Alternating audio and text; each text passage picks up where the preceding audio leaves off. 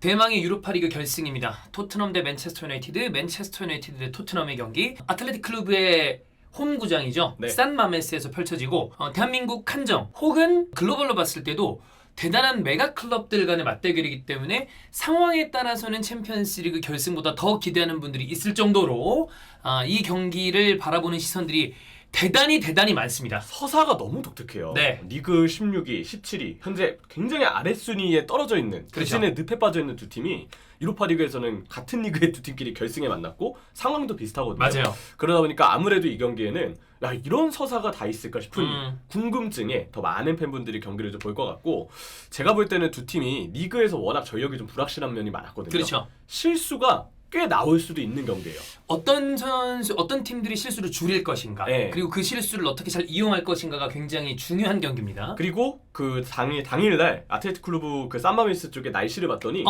비가 가볍게 좀 올 수 있대요. 근데 이게 결국은 잔디가 그만큼 조금 미끄러울 수 있다는 것에 변수를 좀 안겨주는데, 네. 두 팀 다 제가 그냥 경기 봤을 때는 압박을 그래도 할 땐 하거든요. 그죠? 전방 압박이 키워드입니다. 근데 그러면 이 잔디의 미끄럼까지 고려를 했을 때 수비 쪽에서의 혹시 볼 처리 실수와 같은 부분들을 조심할 필요가 있지 않을까 싶고, 네. 날씨가 어떨까 했는데 뭐 날씨는 그냥 온화한 기후다. 비교적 무난하다고 보면 될 것 네. 같은데 약간의 비가 있다. 그렇죠. 그게 어떻게 변수를 작용할지 이게 좀 궁금합니다. 네, 이 산마메스가 최근에 약간 리뉴얼을 했어요. 네. 그래서 이번에 맨체스터 유나이티드와 아틀레틱 클루브 경기 보신 분들은 아시겠지만 굉장히 좀 웅장한 경기장이 됐습니다. 지붕 때문에 맞아요. 소리가 이렇게 모여서 더 예. 울린다고 하더라고요. 그리고 관중석과 그라운드가 굉장히 가깝기도 하고요. 그래서 이 산마메스의 분위기, 중요한 점은 맨유는 이미 경험을 했다는 거죠. 경기장만 놓고 봤을 때는 맨유가 한 번 경험을 최근에 네. 아주 직전에 했기 때문에 이런 부분에 대한 익숙함은 있을 것이다. 심지어 준결승 1차전이었죠. 이겼어요. 네. 그래서 맨체스터 유나이티드 입장에선 좋은 기억이 있는 채로 이번에 산마메스에 가게 됩니다. 자, 그럼 우리가 정말 오랜만에 프리뷰를 찍는데 일단 두 팀 못 나오는 선수부터 체크를 하겠습니다. 네, 일단 토트넘은 지금 5명으로 소개가 됩니다. 드라고신, 스칼렛. 드라고신과 스칼렛은 주전은 아니다 치더라도 빼겠습니다. 베리발, 메디슨, 여기 쿨루셉스키, 네. 이 세 명이 사실 되게 크죠. 일단 크루셉스키와 메디슨의 경우에는 공미를 담당하는 선수이기 때문에 분명 없는 것이 티가 날 가능성이 크다.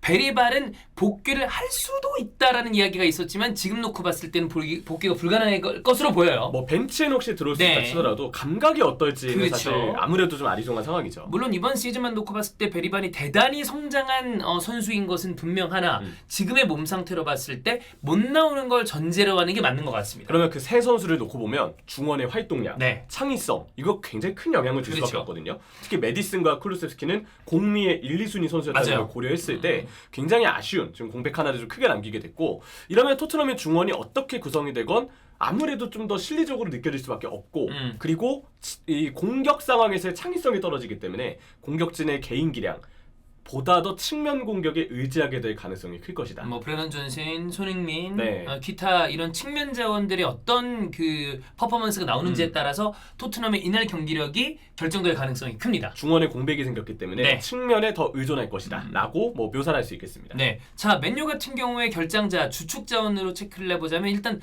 리산드로 마르티네즈는 원래부터 시즌 아웃이었기 때문에 논외로 치겠습니다. 네. 최근에 이제 아쉬운 선수를 굳이 찾자면 지르크지가 나오지 못한다는 소식이 있어요. 그래서 호일룬이 아마 또 나올 겁니다. 네, 그 그게 이제 부분이 좀 아쉬운 부분인데. 많이 아쉽죠. 네. 그리고 또 하나 이제 의심 선수들이 맨체스터 유나이티드가 있는데 달로, 더리우트, 요로.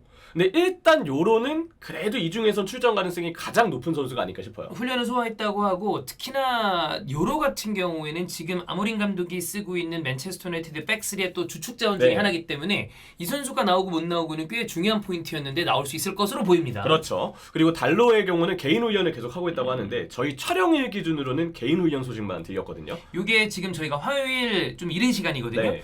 근데 사실 뭐 한 이틀 뒤기 때문에 달로의 폼은 봐야 되겠습니다만 벤치에 올라갈 수 있다. 선발은 잘 모르겠다 정도까지 봐야 될 것 같아요. 그리고 더리우트는 아마 지금으로선 좀 어렵다는 얘기들이 네. 많더라고요. 물론 이것도 당일날 컨디션에 열어봐야 되겠지만 됩니다. 일단 전까지는 이 중에서 더리우트는 좀 어렵지 않을까? 이런 얘기들이 좀 많이 나오고 있습니다. 지금 관건은 수비 쪽이 부상자가 많아요. 아무래도 그래서 이 수비, 특히 요로 선수의 컨디션이 어떨지는 당연히 지켜봐야겠고, 만약 나온다 하더라도 달로나 뭐 더리우트의 상황에 따라서는 결국 윙백까지 포함했을 때 이 수비진의 구성이 얼마나 버텨줄지 관건이 있다고 봐야겠습니다. 자, 그러면 여기까지 어떤 식으로 이 토너먼트를 지내와서 여기까지 왔는지를 체크를 해봐야 되는데, 토트넘 같은 경우에는 직전 경기에서는 보데글림트랑 경기를 했고, 그리고 프랑크푸르트랑도 쉽지 않은 경기를 예상했습니다만 승리하고 올라왔습니다. 우리가 체크를 해야 될 부분은 포스테코글루 감독의 리그는 사실 엉망진창입니다.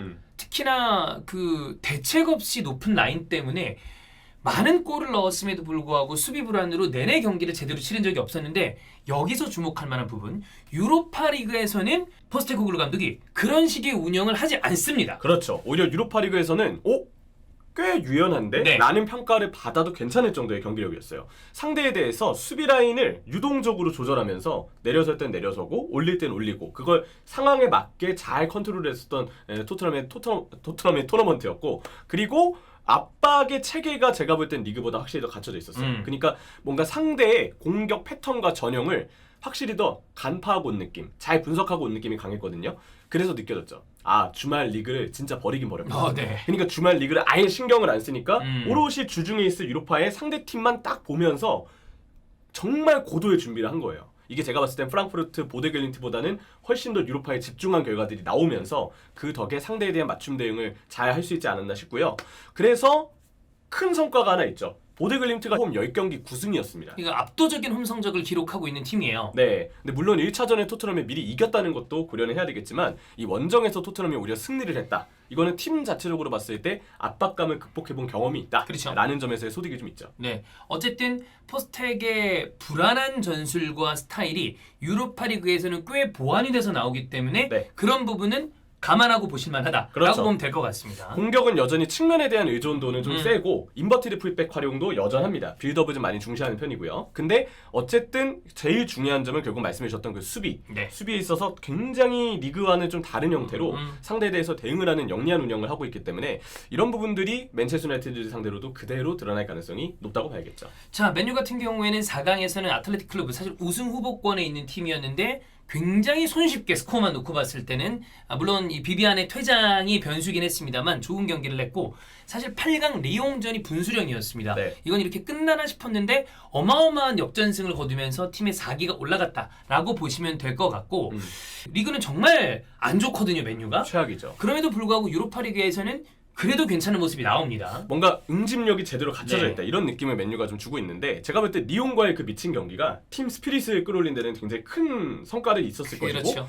카세미르의 중요성을 발견했다는 네. 게 큰 것 같아요. 지금 토너먼트 노가웃 스테이지에서 카세미르의 폼이 정말 좋은데, 워낙 많은 트로피를 들었던 카세미르라서 아마 이런 결승을 앞두고 정신적인 지주 역할, 경기에서도 뭔가 한 건의 큰 활약을 남길 수 있는 그럼요. 그런 선수가 아마 카세미르가 좀 되지 않을까 생각을 좀 하고요. 맨체스터 유나이티드의 경우는 역시 빠른 탈취의 신속한 전환, 그리고 윙백을 활용한 삼각대형의 공격 전개, 그리고 그 상황에서 이제 윙백을 좀 오이어 쓰는 공격 전개가 좀 있는데, 문제는 이제 맨체스터 유나이티드는 리그도 유로파도 사실 유로파가 지금 보면 실점이 되게 많아요. 맞아요. 그러니까 수비가 안정된다고 말하기는 힘들고, 여전히 아모린 감독의 이 전술이 리그 유로파 다 계속 동일하게 시스템이 이뤄지고 있지만, 뭔가 아직까지는 선수단에게 맞는다는 느낌은 좀 덜하고 아직 좀 적응 중이다, 아니면 뭔가 맞지 않는 옷을 입었다, 이런 느낌까지도 경기에서 주고 있거든요.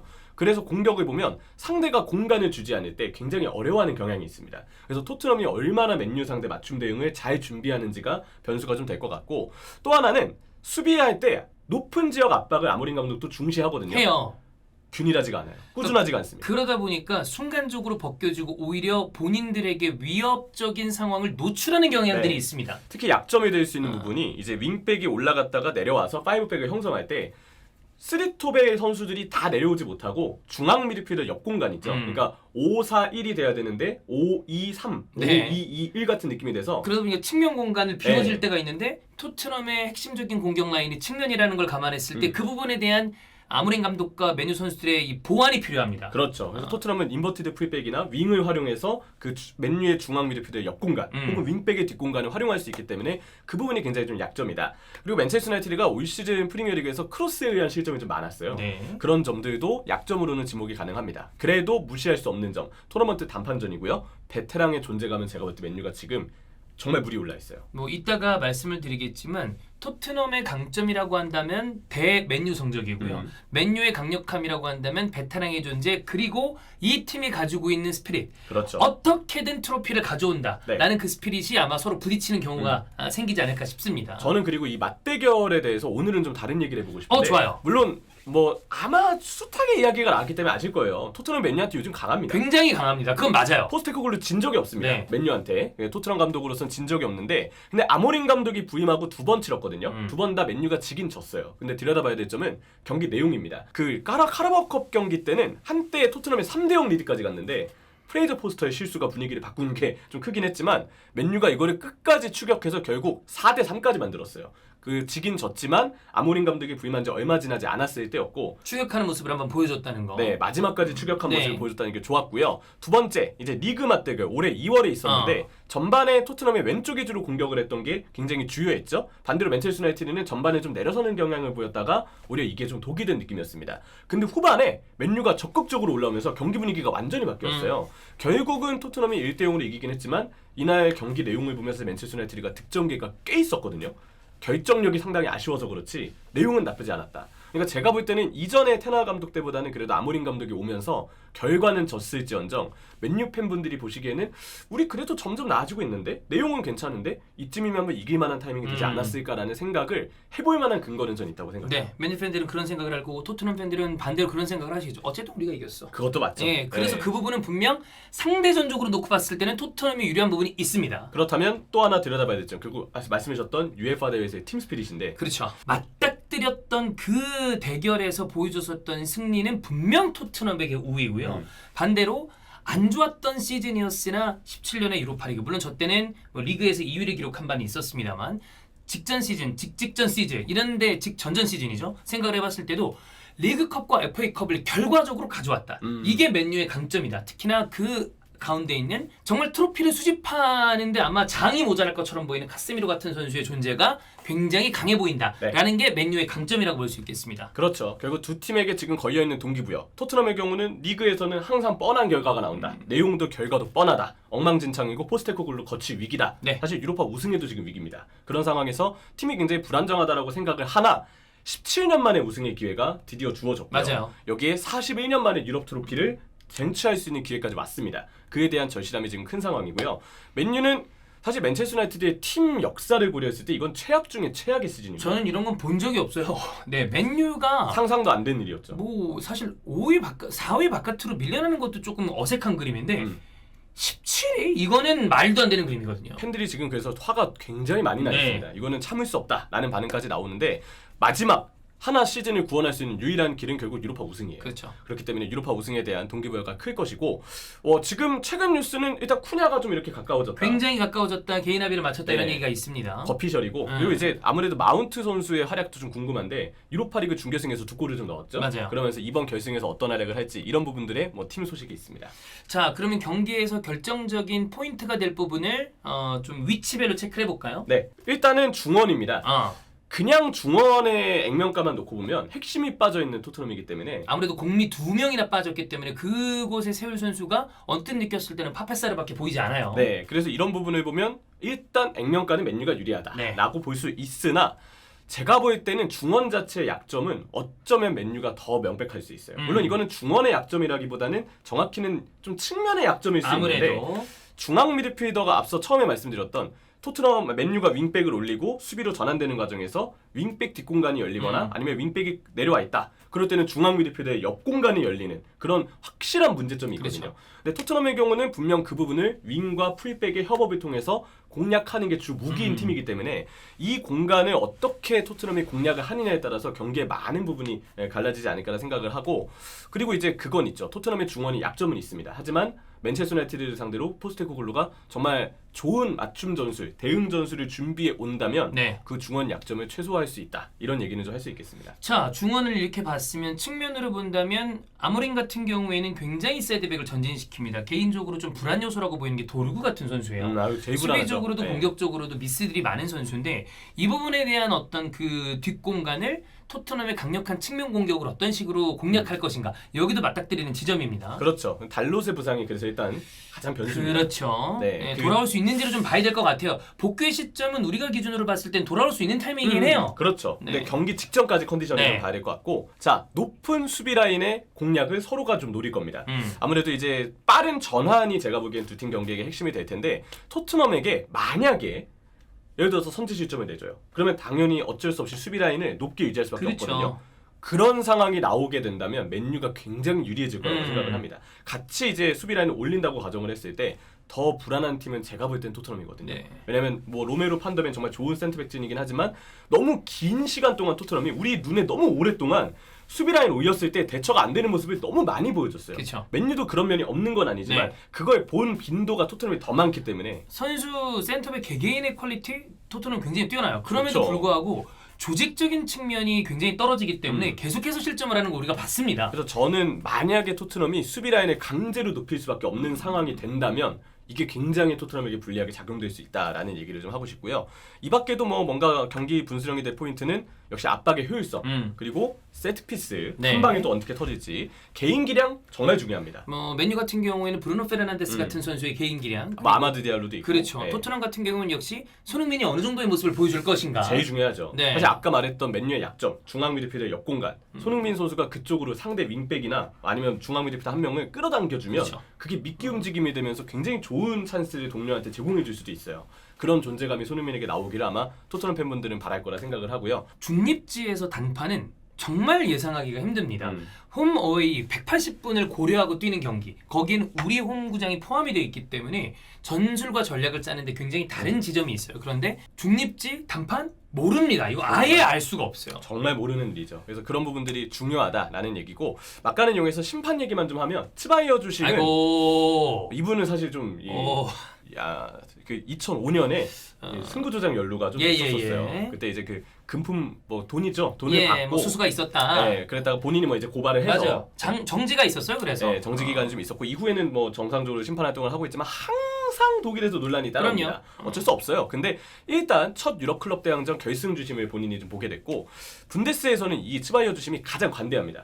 반칙 빈도가 되게 낮고 카드나 이런 것도 낮은데 유럽 클럽 대항전에 카드를 좀 많이 꺼내는 경향이 있어요.